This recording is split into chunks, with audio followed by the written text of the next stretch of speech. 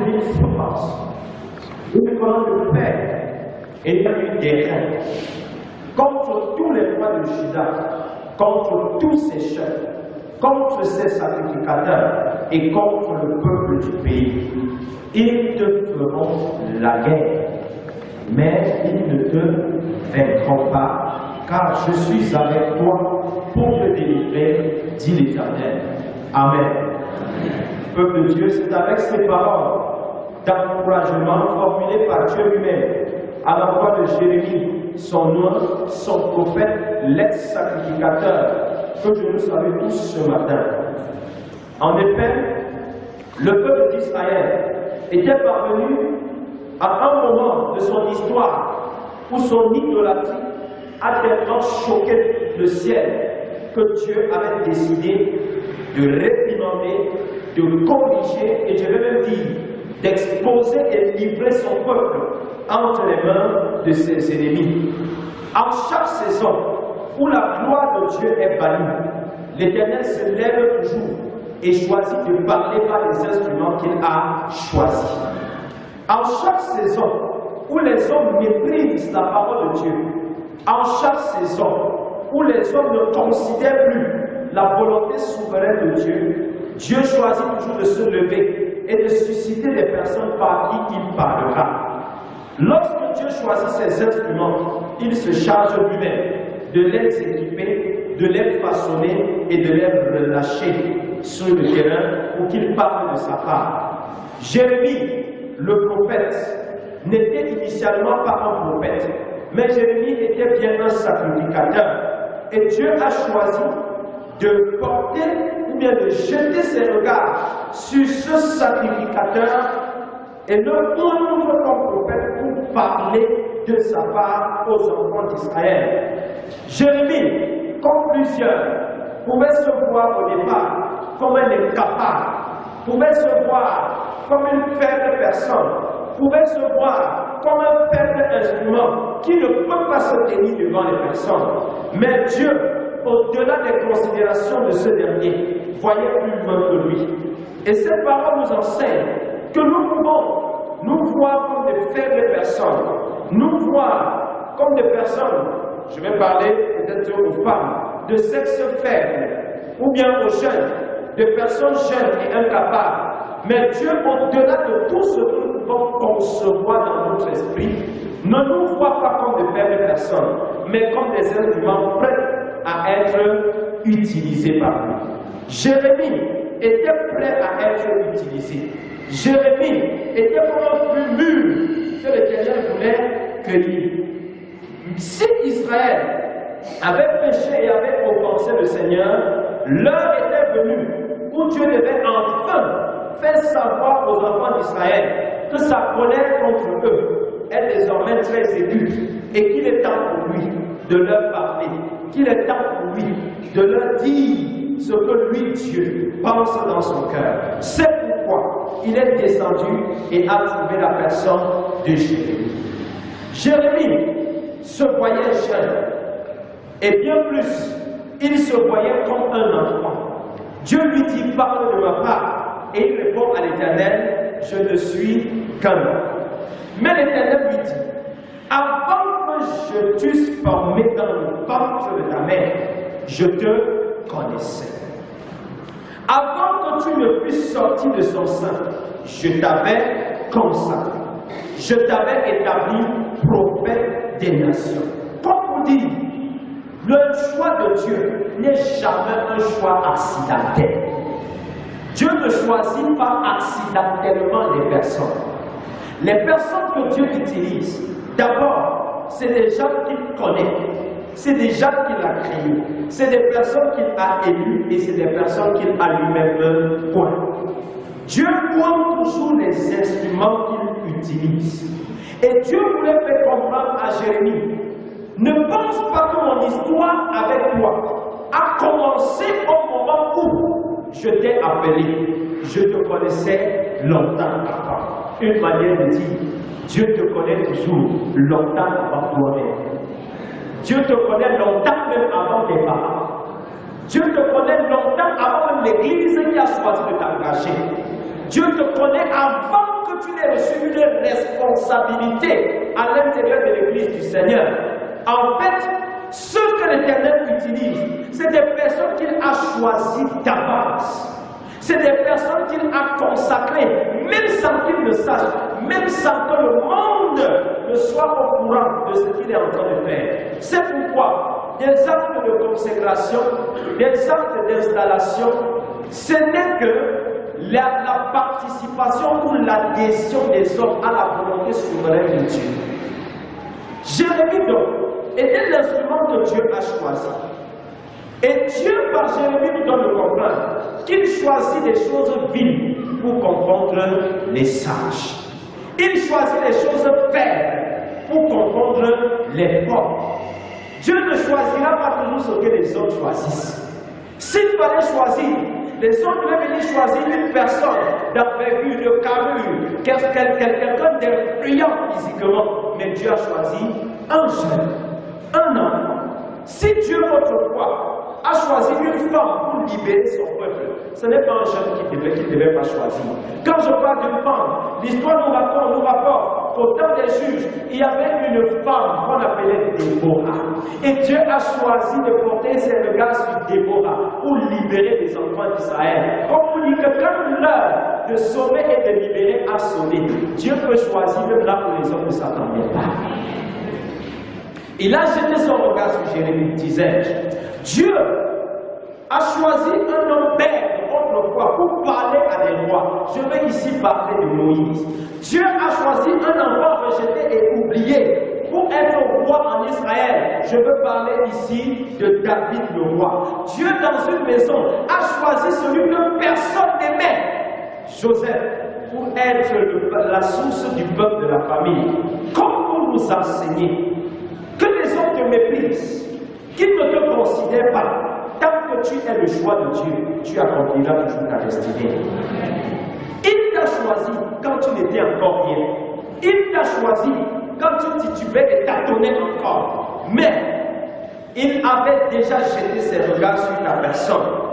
Et même si tu te sous-estimes, le monde te sous-estime, n'oublie jamais que tu es l'instrument de Dieu. Ne te sous-estime pas car tu ne t'es jamais auto-recommandé. Ce n'est pas toi qui t'es choisi, mais c'est Dieu qui t'a choisi. Jérémie ne s'est pas choisi, mais c'est Dieu qui l'a choisi. Et lorsque Dieu a choisi une personne, il se charge toujours d'équiper la personne. C'est pourquoi il dit à Jérémie, je mets mes paroles dans ta bouche. Comme pour lui dire, ce que tu diras ne sera pas ce que tu veux, mais c'est ce que j'ai mis dans ta bouche. Et je peux poser la question à tous ceux qui parlent aujourd'hui de la part du Seigneur, pasteur, prophète, apôtre, évangéliste et bien d'autres encore. Au nom de qui est-ce que vous parlez? Les paroles que vous proclamez, est-ce que c'est vos paroles ou c'est la parole de Dieu? Lorsque vous vous levez pour parler de la part du Seigneur et que vous dites des choses qui ne viennent pas du Seigneur, vous êtes simplement un instrument dangereux pour le royaume des cieux. Et plusieurs sont devenus des instruments, comme je viens de dire, dangereux pour le royaume. Ils disent parler de la part du Seigneur, mais ce qu'ils disent n'a rien à voir avec la volonté du Seigneur. Ils disent parler de la part du Seigneur, mais ce qu'ils disent est même parfois contraire à la bienséance. Ce qu'ils disent est contraire à la parfaite et souveraine volonté du Seigneur. C'est pourquoi pour envoyer Jérémie, Dieu lui dit, je mets mes paroles dans ta bouche. Pourquoi est-ce que le Seigneur lui dit? Parce qu'il arrivera que toi, le prophète, tu sois influencé par tes émotions. Tu sois influencé par ce que les hommes te feront ou te diront. Parce que les hommes vont se lever contre toi. Et dès qu'ils se lèvent contre toi, tu peux agir non selon la volonté de Dieu, mais selon les coups que tu as reçus. C'est pourquoi, quelle que soit l'adversité que tu rencontres, ne dis que ce que le Seigneur t'a demandé de dire. Ne fais que ce que le Seigneur t'a recommandé de faire. Je mets mes paroles dans ta bouche. Tu parleras à toutes les catégories de personnes. Dieu lui dit, tu vas parler aux grands, tu vas parler aux sacrificateurs, tu vas parler à tout le peuple. Comme vous dites, qu'il n'y a pas une catégorie de personnes à qui est réservé les messages. Parce que souvent, quand on prêche même à l'église, il y a une catégorie de personnes qui estiment que la parole qui est en train de sortir de la bouche de l'homme de Dieu, c'est pour son voisin. Ce n'est pas sa part. Et d'autres peuvent même se targuer souvent de dire, j'espère que quand le pasteur prêche, les tels et les tels comprennent.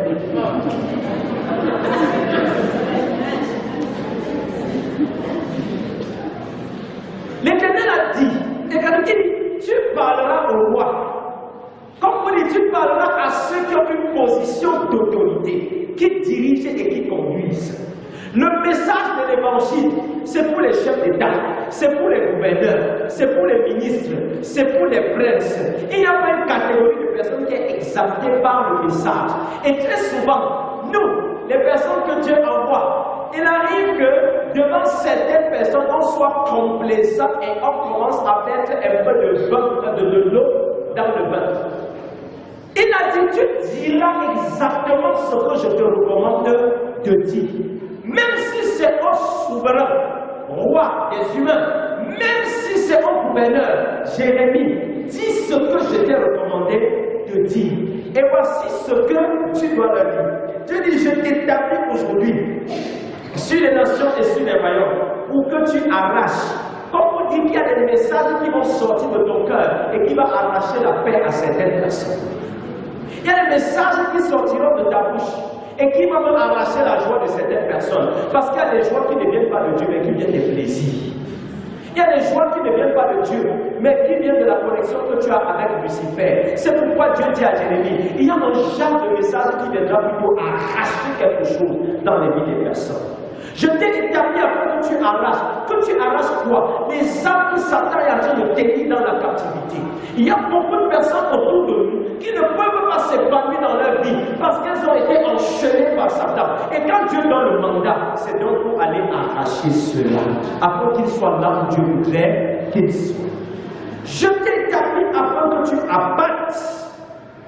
Il y a des systèmes qui ont été construits par les hommes.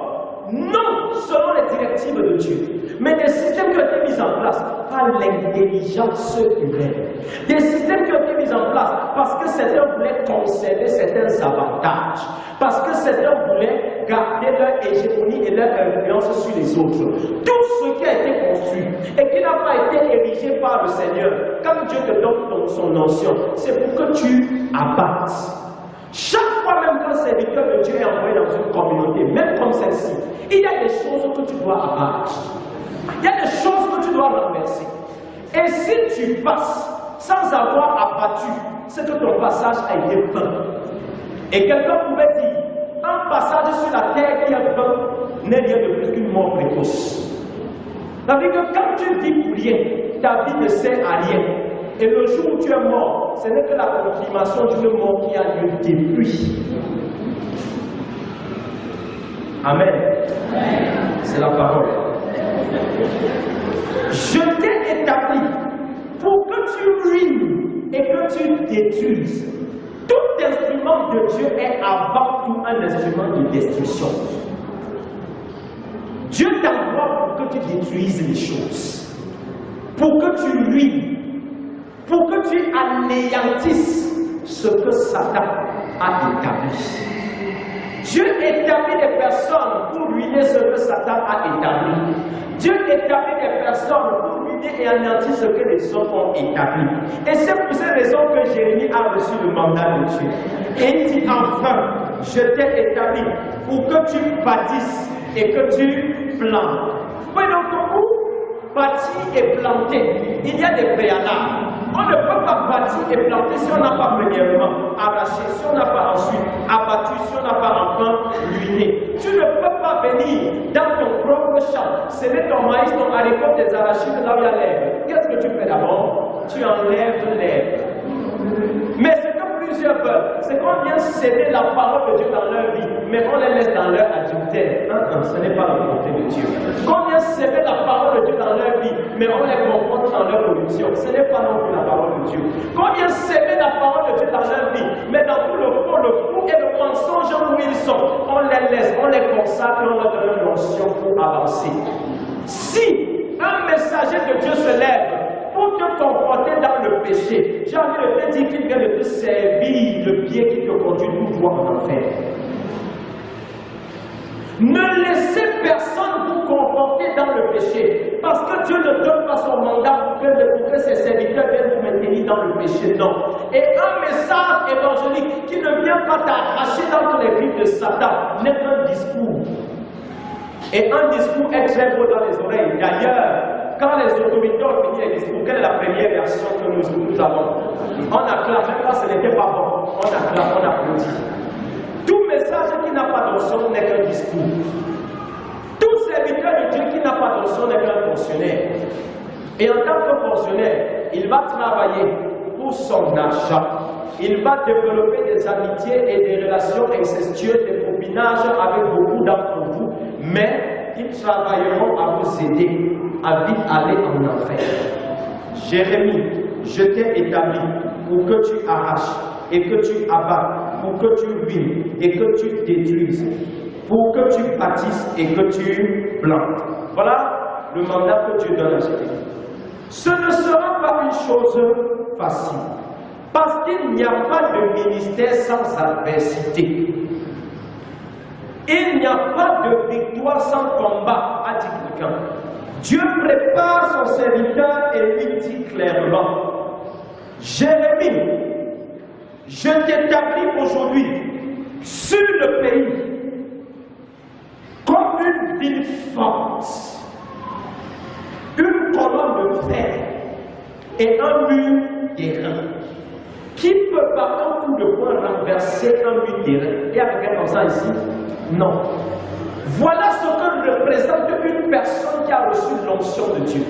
L'onction dans ta vie fait de toi un roc inébranlable. Les gens vont t'insulter, ils vont te mépriser, mais ce sera comme un coup de poing sur un roc. Et c'est pour cette raison que Dieu dit à Jérémie, ils vont te faire la guerre. Ils vont t'insulter, te mépriser. D'ailleurs, dans le texte de Luc 4 que je n'ai pas lu, qu'est-ce qu'on dit de Jésus? N'est-ce pas là le fils du charpentier? Je me souviens quand j'ai commencé mon ministère, je n'avais que 23 ans. J'ai posé un jour avec un papa du village où j'étais au téléphone. Il était tellement marqué par le jeune évangéliste qu'on a envoyé. Le jour où il m'a vu, le pasteur me présente et me dit voilà l'évangile qu'on a envoyé. Il dit que c'est un enfant que vous nous avez dit. Cache! Moi je me suis senti comme Jérémie pouvait se sentir. Mais au fond, il y avait cette parole qui disait ne dis pas je ne suis qu'un enfant. Sache que chaque fois que tu vas recevoir un mandat de Dieu, Satan suscitera toujours une personne qui va te faire croire que tu ne peux pas. Qui va te faire croire que tu ne peux pas. Qui va te faire croire que tu n'es qu'un incapable. Mais il oublie une chose. Quand Dieu appelle, il capacite. Quand Dieu appelle, il équipe. Quand Dieu appelle, il donne l'onction. Et l'onction vient faire de toi une muraille d'airain. L'onction vient faire de toi une muraille d'airain. Il dit, tu seras cette muraille contre qui? Contre les rois de Juda. Comme vous dites, il y a des rois qui vont se lever contre toi. Mais ce n'est pas parce qu'ils sont rois qu'ils vont te renverser. Jamais. Je t'établis contre les jeunes, contre les sacrificateurs. Et j'aime bien ceci, contre les sacrificateurs. Si c'était aujourd'hui, on dira quoi? Contre les pasteurs. Comme vous dites que le message de Dieu, ce n'est pas seulement pour le peuple, le message c'est aussi pour nous qui avons déjà les vêtements-ci. Et très souvent on se comporte comme si on connaissait déjà tout. On était déjà avec Dieu. On oublie une chose. Le vêtement n'enverra personne au ciel. Même si on tentait avec la robe, non, ça ne veut pas dire que tu entreras au ciel avec la robe. C'est pas ça. Il y a plusieurs corps de métier qu'on envoie en terre avec le vêtement. Je crois que les juristes, quelque chose comme ça. C'est pour la terre, c'est pas pour le ciel. Amen. Il dit donc à Jérémie, ils te feront la guerre. Ils vont te combattre. Et pendant tout son ministère, ce que Dieu lui a dit, c'est effectivement accompli. Jérémie a reçu tous les coups que vous ne pouvez pas l'évangile. Jérémie, après avoir prêché, a été arrêté, a été enchaîné, attaché sur un cheval, traîné dans toute la vie. Imagine un peu quand tu attaches sur un cheval, en dianda, et on te traîne jusqu'à Cancun. C'est un exemple que je prends. À quoi va ressembler sa chair? Il a connu tout ça. Comme si cela ne suffisait pas. Un autre jour, il prêche, il dénonce les péchés du roi. On le prend, on met dans une prison. Et à l'intérieur de la prison, il y avait un puits. Jérémie était dans le puits.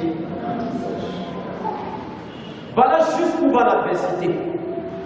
Quand Dieu dit qu'ils vont te faire la guerre, ils seront capables de tout. Nous connaissons plusieurs serviteurs de Dieu qui sont morts d'empoisonnement. C'est juste pour faire la guerre. Ils te feront la guerre. Ils vont te calomnier et ternir ton image. L'une des plus grandes batailles de Satan contre les personnes qui réussissent, c'est de s'attaquer à leur image. C'est de faire croire aux gens que tout ce que tu fais est faux. C'est de faire croire aux gens que tout ce que tu fais vient du diable. D'ailleurs, Jésus a chassé un démon, on a dit qu'il est possédé. C'est juste pour la guerre peut arriver. C'est de faire croire aux gens que tu n'as pas changé, que tout ce que tu fais là, c'est toujours ce que tu étais. Il y a des personnes que Dieu transforme, mais le monde ne peut pas les voir, le monde ne peut pas voir l'instrument que Dieu a transformé. Mais on voit toujours l'ancien bandit, l'ancienne prostituée, l'ancien brigand. Quand Dieu choisit une personne, la première chose que Dieu fait, c'est qu'il transforme d'abord la personne. Dieu utilise des forces qu'il a transformées. Et quand il te transforme, on n'a que faire de ce que les gens vont dire. Tu n'as que faire de ce que les gens vont penser.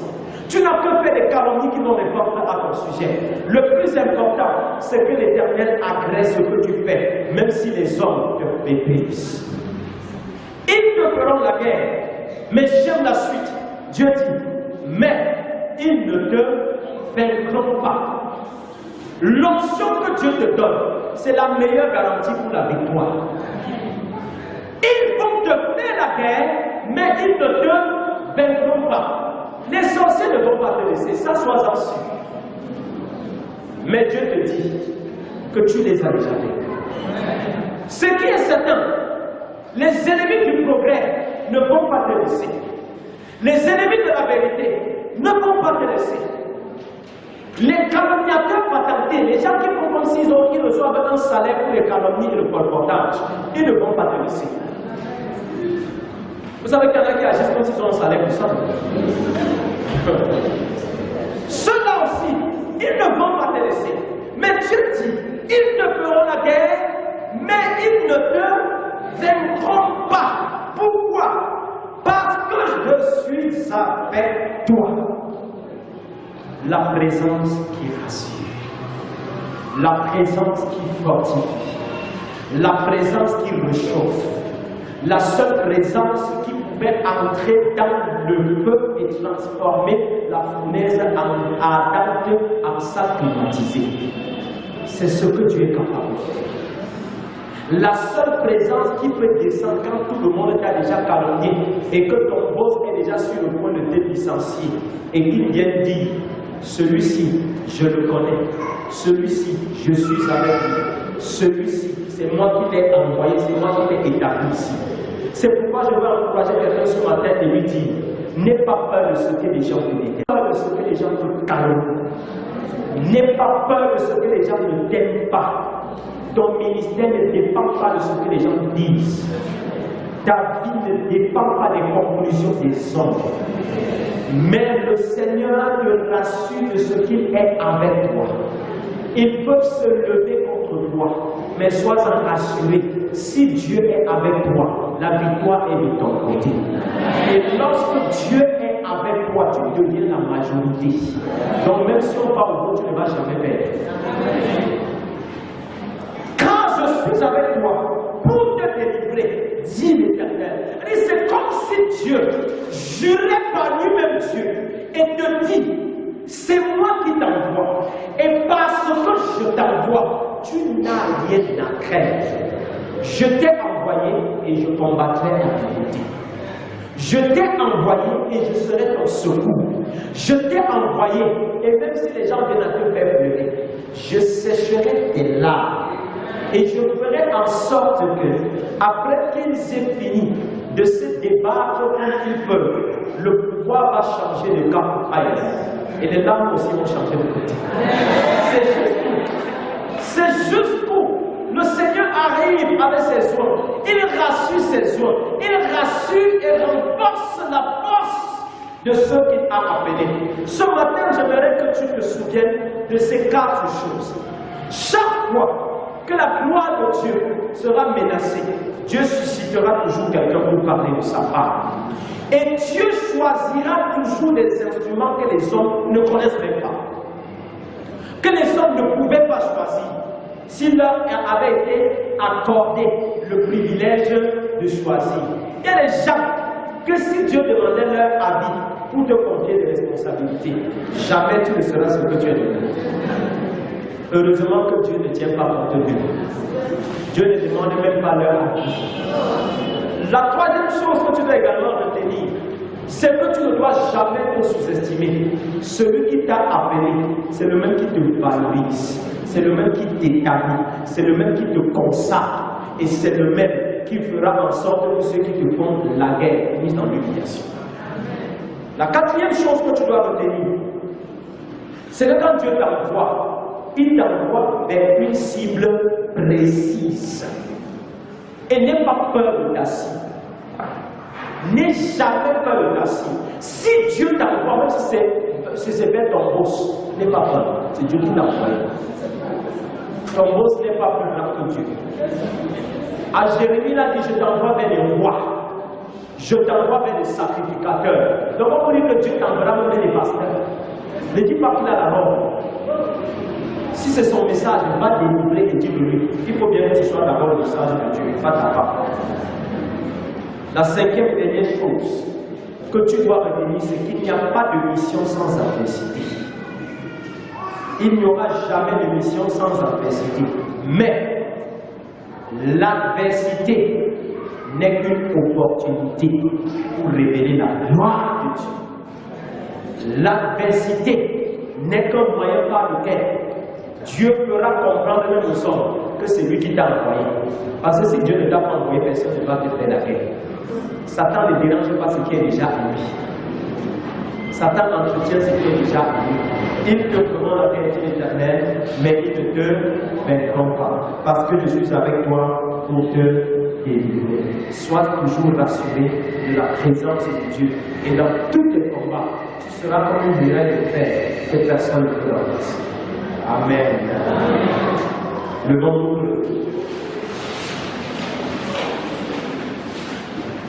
Tu vas dire avec moi,